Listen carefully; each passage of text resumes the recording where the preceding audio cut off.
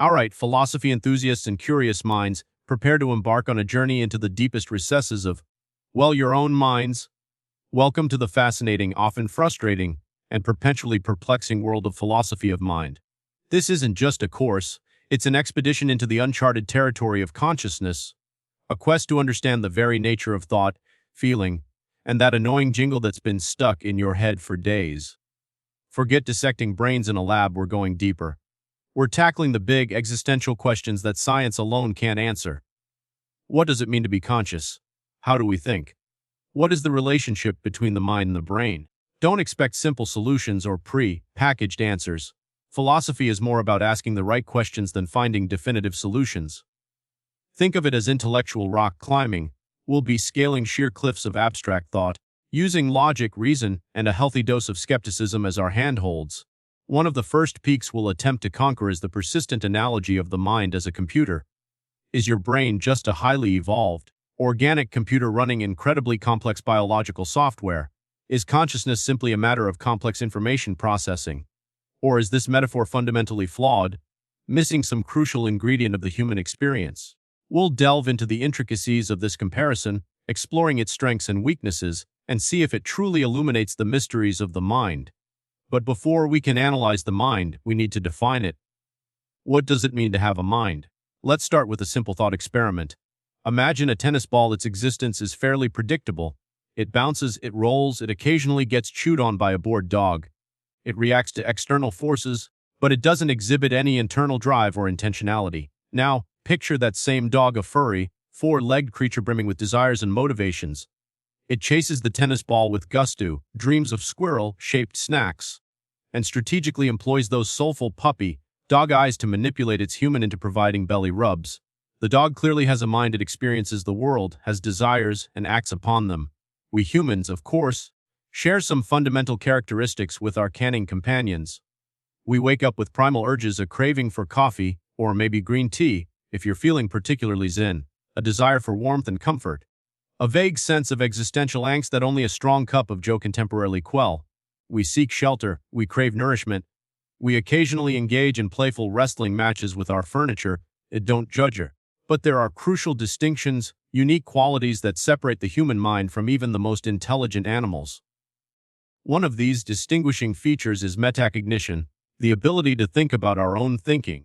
It's like having a built-in commentary track for your brain, constantly analyzing, evaluating, and second-guessing your own thoughts and feelings. You can dissect a conversation hours later, agonizing over every awkward silence and mispronounced word. You can question your own motivations, scrutinize your biases, and even judge your own judgments. This capacity for self-reflection is a hallmark of the human mind. Try explaining that to your dog, even if he gives you a very attentive head tilt. Then there's the extraordinary power of imagination. We can conjure up fantastical creatures like five-legged, fire-breathing unicorns. Is still working on the patent for that one. We can build castles in the clouds, plan for the distant future, worry about hypothetical scenarios that may never come to pass, and contemplate the meaning of life, the universe, and everything of 42, anyone. But how do we manage to think about things that don't even exist? What is the nature of this mental representation, this connection between a thought and its object, whether real or imagined? That's a question that will keep us busy for a while. And finally, we arrive at the Everest of mind puzzles: consciousness. That subjective, ineffable inner experience of what it's like to be you. The taste of freshly baked bread. The exhilaration of falling in love. The frustration of trying to assemble IKEA furniture without throwing a hex wrench across the room. There's something it feels like to be conscious, to experience the world from a first-person perspective. But how do we explain this subjective feeling, this, what it's likeness? How does it arise from the physical matter of the brain? And is consciousness unique to humans, or do other animals share this mysterious inner world? Now, let's journey back in time to the 17th century, where we encounter the philosophical titan René Descartes. Descartes proposed a radical and influential theory known as substance dualism. He argued that the mind and body are made of fundamentally different substances. The body is physical, composed of matter, while the mind is non-physical, a separate realm of thought and consciousness.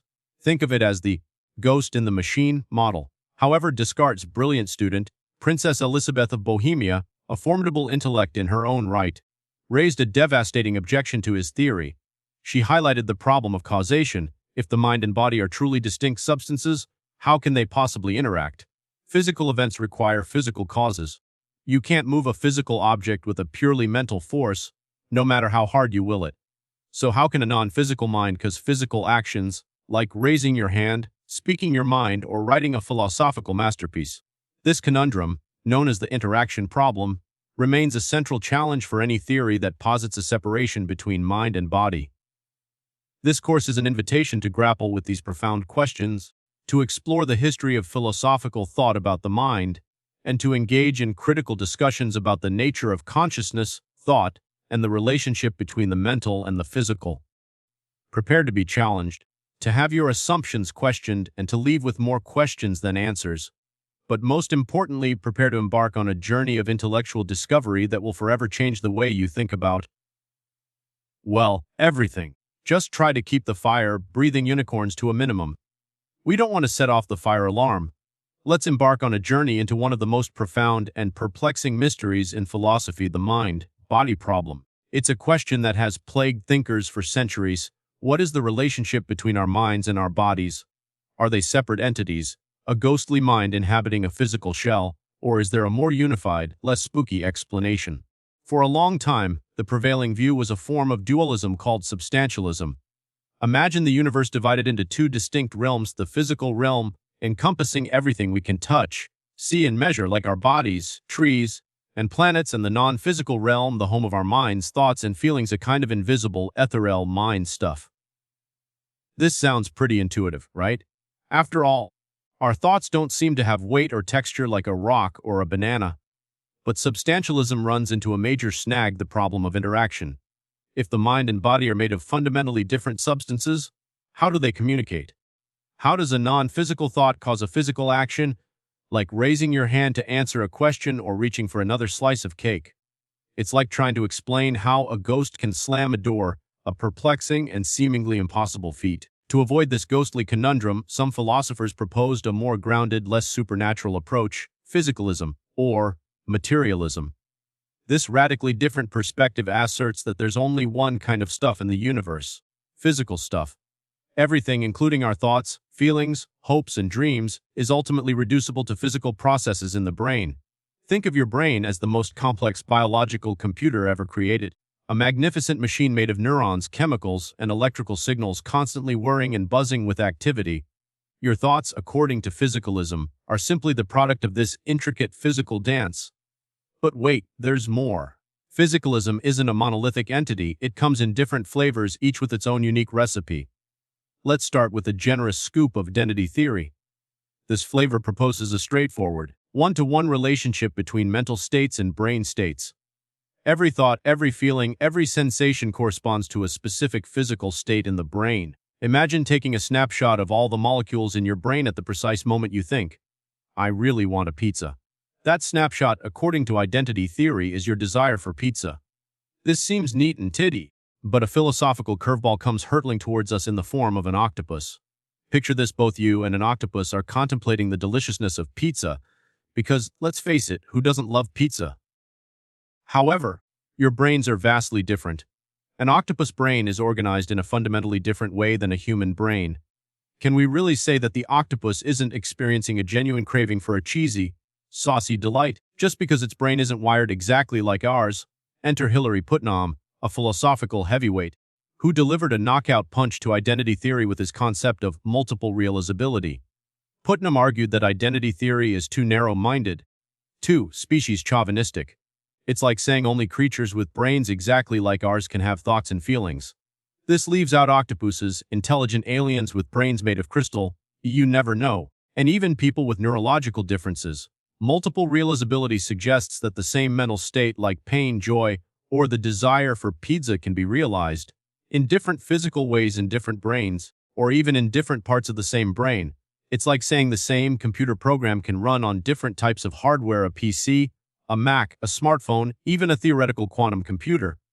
The program itself remains the same, even though the underlying physical machinery is different.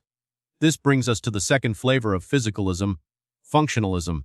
Instead of focusing on the specific physical makeup of mental states, functionalism shifts the spotlight to what mental states do. What is their function? How do they interact with other mental states and ultimately cause behavior? It's like defining a chair not by its material of wood, metal, beanbag, but by its function, something you sit on. Functionalism argues that a mental state is defined by its causal role, its inputs, its outputs, and its relationships to other mental states. Pain, for instance, is defined not by specific C fibers firing in your brain, as some identity theorists might claim, but by its function causing you to avoid harmful stimuli, to seek relief, and to seek relief. This function could be implemented in countless different ways in different creatures, just like the same computer program can be implemented in different programming languages. The money problem remains a hotly debated topic in philosophy, with no easy answers. We've explored two major contenders in the physicalist camp, identity theory and functionalism, both offering intriguing but imperfect solutions to the puzzle of consciousness. The quest to understand the relationship between our minds and our brains is an ongoing adventure, a testament to the enduring power of philosophical inquiry and the profound mystery of what it means to be a thinking, feeling being in a physical world. So, the next time you have a thought, take a moment to marvel at the intricate dance of matter and mind that makes it all possible. The answer to the mind-body problem might be closer than we think, or it might forever remain just beyond our grasp, a tantalizing enigma at the heart of existence. Let's embark on a philosophical adventure, one that delves into the very nature of our minds, using a surprising cast of characters: cows, chairs, chocolate, and even the occasional octopus. Our quest to understand a powerful idea called functionalism, a perspective on consciousness championed by philosopher Hilary Putnam, that might just revolutionize how you think about thinking. The mystery begins with a fundamental question: what are our thoughts and feelings, really? Are they simply the result of chemicals swirling around in our brains, a kind of biological soup producing subjective experience? Some philosophers thought so, but Putnam, ever the iconoclast, proposed a radical alternative. He argued that focusing on the physical stuff of thoughts, like neurons firing or hormones surging, is like trying to understand a movie by analyzing the chemical composition of the film reel. You're missing the big picture. To illustrate his point, Putnam conjured up a rather unconventional example of cows. Imagine yourself transported to a rural community in Africa where cows are the cornerstone of the economy. Need to buy some land, offer a few cows. Want to marry someone? Cows are the dowry of choice. Now, fast forward to a remote Pacific island where shells, not cows, are the currency of the realm. Cows and shells are vastly different entities, yet they share a crucial commonality: they both function as a medium of exchange. It's their purpose, their role in a system, that defines them as money, not their physical characteristics. Putnam's brilliance lay in applying this seemingly simple insight to the realm of the mind. He argued that just as we shouldn't define money by its material composition, we shouldn't define mental states by their physical underpinnings. Whether thoughts are made of neurons firing in a human brain, electrical signals in a sophisticated AI, or even some exotic substance in an alien consciousness, is beside the point. What truly matters is what those thoughts do, their function within the larger system of the mind. Think about the humble chair. A luxurious leather armchair and a rickety wooden stool are worlds apart in terms of their physical makeup. Yet, we recognize them both as chairs because they serve the same fundamental purpose: to provide a place to sit. It's their function, not their form, that unites them.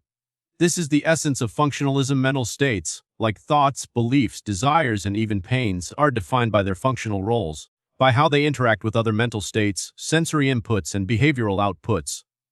It's like looking at a complex machine, not by dissecting its individual components, but by understanding the blueprint that governs how those components work together to achieve a specific goal. Let's return to our octopus friend. If an octopus touches a hot stove and quickly withdraws its tentacle, does that mean it feels pain? A functionalist would argue that it might. Even though human and octopus brains are vastly different in structure, if their responses to noxious stimuli serve the same function, to protect the organism from harm, then it's reasonable to infer that both creatures are experiencing something analogous to pain. We're not saying octopus pain is identical to human pain, but that it plays a similar role in the octopus's mental life. Now, let's indulge in a thought experiment involving chocolate. Imagine the aroma of freshly baked brownies wafting towards you. Suddenly, a powerful desire for chocolate floods your consciousness. This desire might prompt you to ransack the cupboards, whip up a batch of your own, or even embark on a late-night pilgrimage to the nearest bakery. Contrast this with the belief that there's chocolate hidden in the fridge. This belief, while still related to chocolate, triggers a different set of actions. You'll likely head straight to the refrigerator, not the bakery. Different mental states, desire and belief, lead to different behaviors because they have distinct functional roles within the cognitive system. Functionalism provides a powerful framework for understanding the mind as an information processing system, a network of interconnected states that interact in complex ways to generate behavior and subjective experience.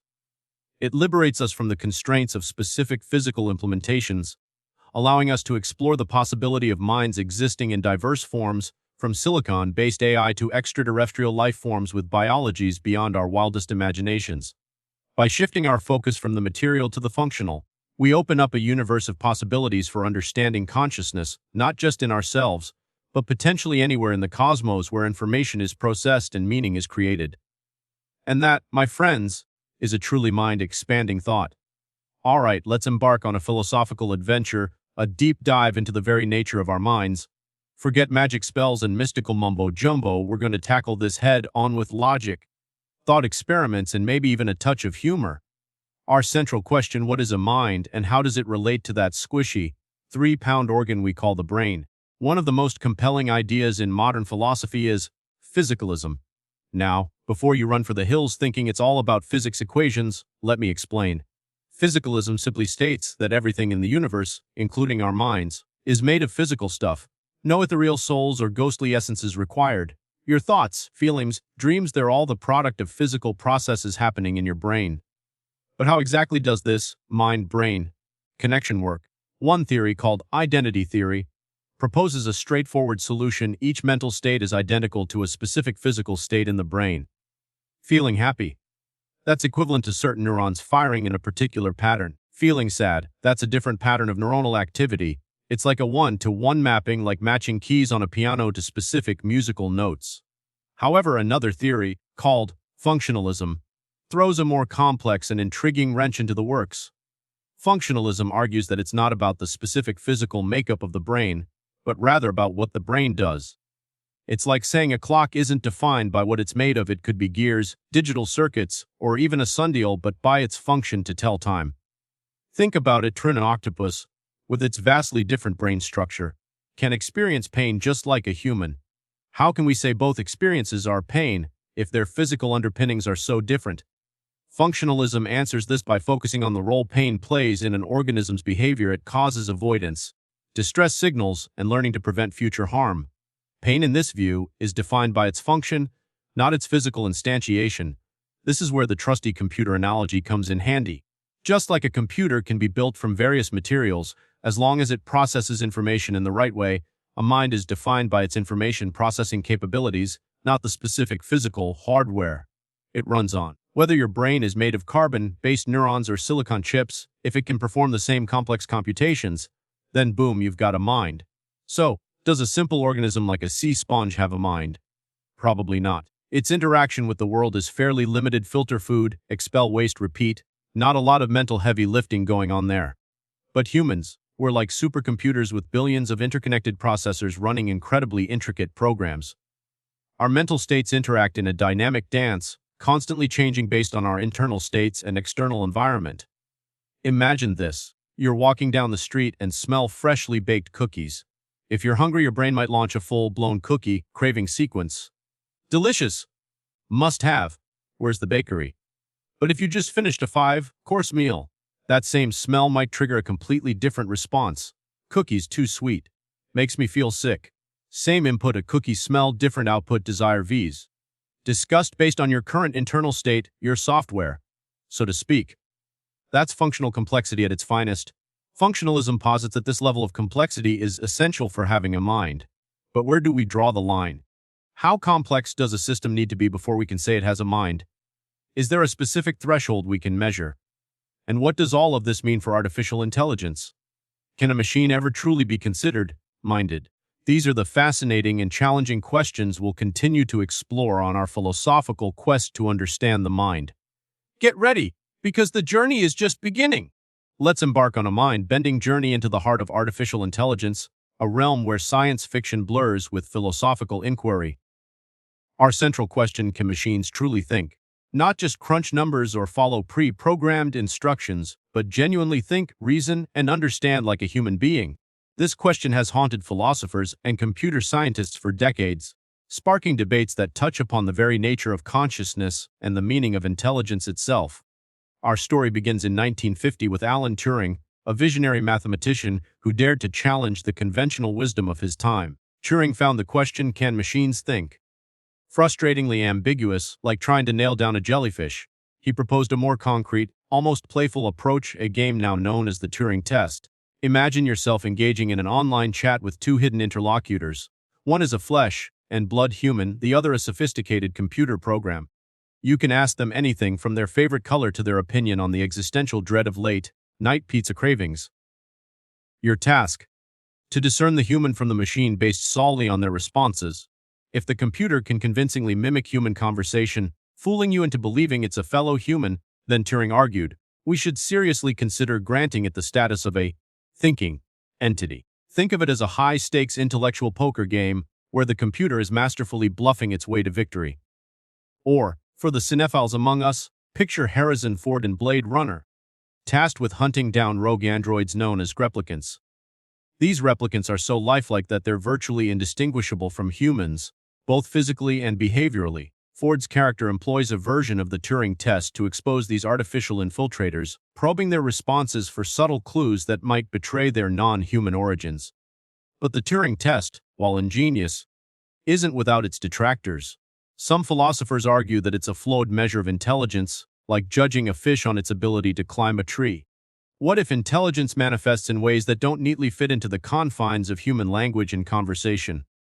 What about the complex communication of dolphins, the intricate social structures of ants, or the problem-solving prowess of crows?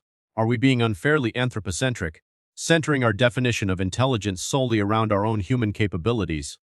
Furthermore, the Turing test focuses on external behavior, on the output of the machine, rather than its internal processes. A computer might give the correct answer without actually understanding the question, much like a parrot mimicking human speech without grasping its meaning. This brings us to John Searle, another philosophical titan, and his groundbreaking Chinese room thought experiment, a scenario designed to expose the limitations of purely computational models of mind. Imagine yourself locked in a room, armed with a comprehensive rulebook and a seemingly endless supply of Chinese symbols. You don't understand a single word of Chinese, but the rulebook meticulously dictates which symbols to output in response to the symbols slipped under the door. You could flawlessly execute these instructions, convincing a native Chinese speaker outside that you're fluent in their language, all without comprehending a single character. Searle's point: just like you in the Chinese room, a computer can manipulate symbols according to pre-programmed rules without genuine understanding or conscious awareness. It's a masterful simulation of thinking, a performance worthy of an Oscar, but not the real McCoy. It raises the crucial distinction between syntax, the manipulation of symbols, and semantics, the meaning behind those symbols. This leads us to even deeper philosophical waters. If a computer can pass the Turing test, flawlessly mimicking human conversation, does that necessarily mean it possesses consciousness? Does it have subjective experiences, feelings, and thoughts in the same way that we do? Or is it merely a sophisticated automaton, expertly manipulating symbols without any genuine understanding of what those symbols represent? The debate rages on, forcing us to confront fundamental questions about the nature of consciousness, the limits of computation, and the very essence of what it means to be human. Perhaps, one day, a sufficiently advanced AI will join this conversation, offering its own unique perspective on the matter.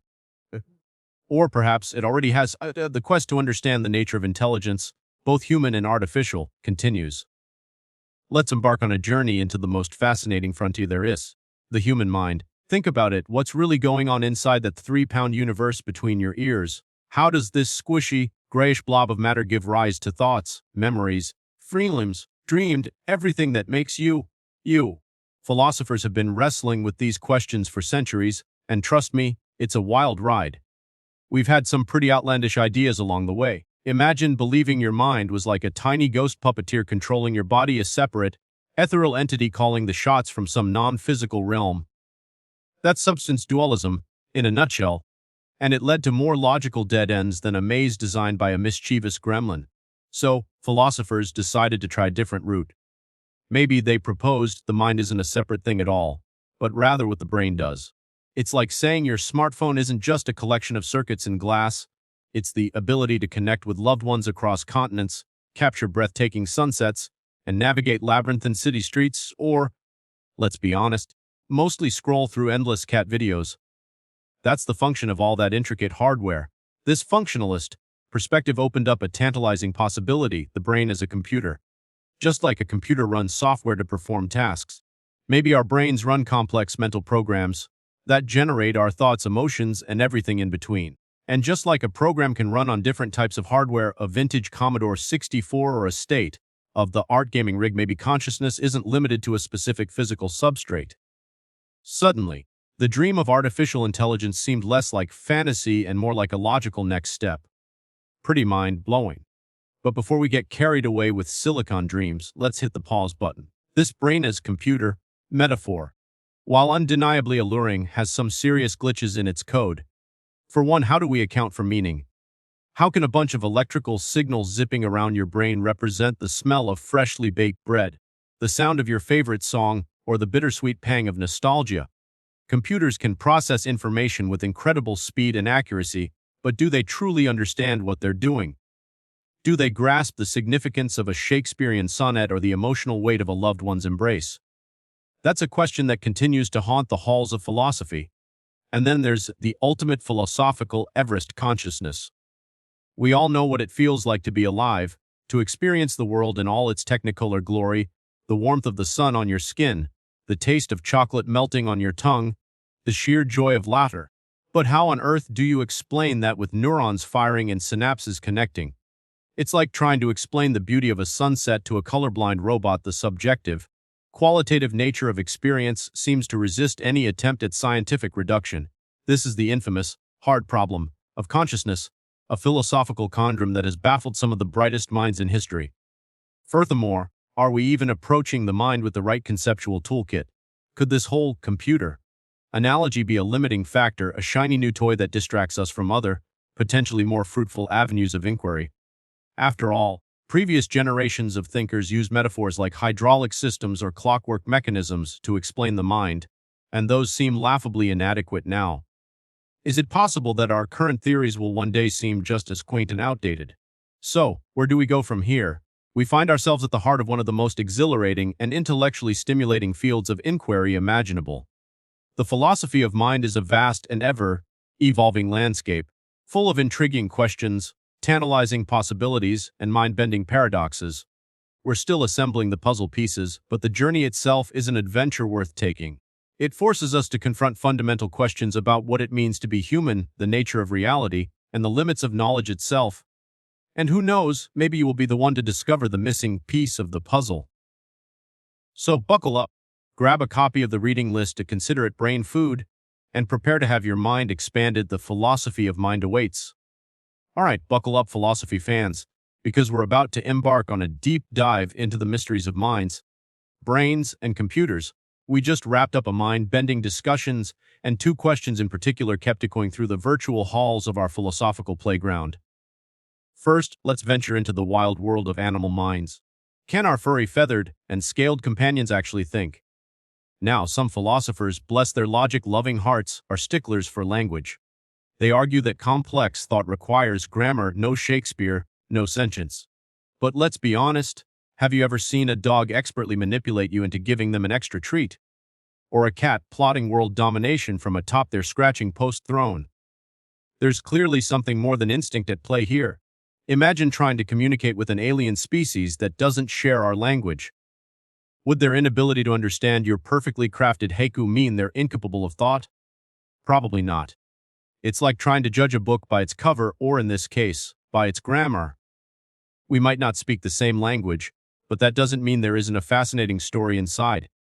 One philosophical camp insists that language is the key to unlocking the door of consciousness. They argue that without the ability to form complex sentences and engage in abstract reasoning, animals are simply operating on instinct, not true thought.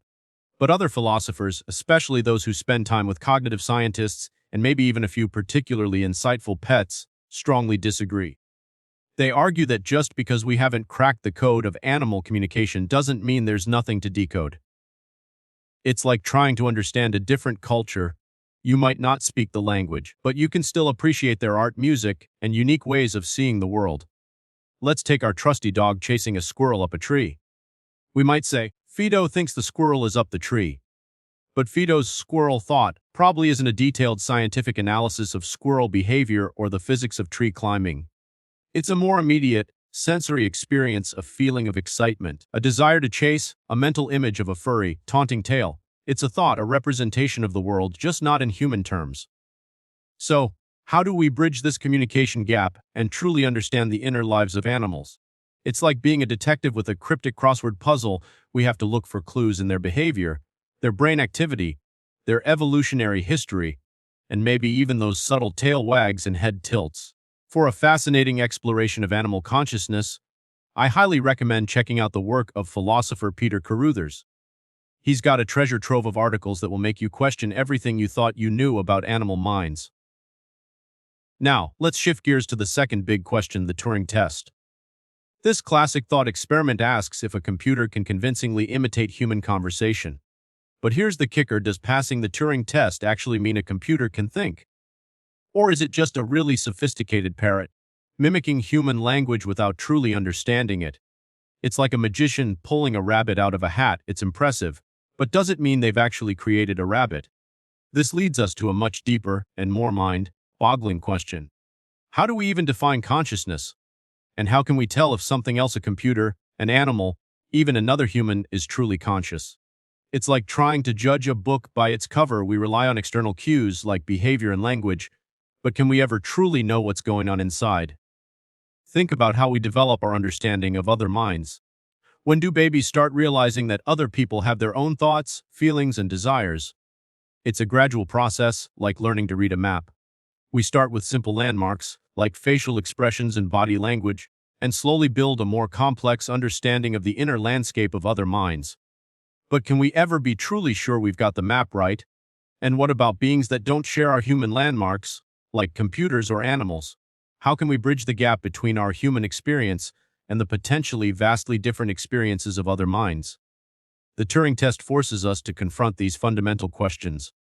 Are we measuring true consciousness, or simply our own human tendency to project consciousness onto things that seem human-like? It's a question that takes us to the very heart of what it means to be conscious, what it means to be human, and what it might mean to be a thinking machine. So, keep those philosophical engines revving, because the journey into the mysteries of the mind is just beginning.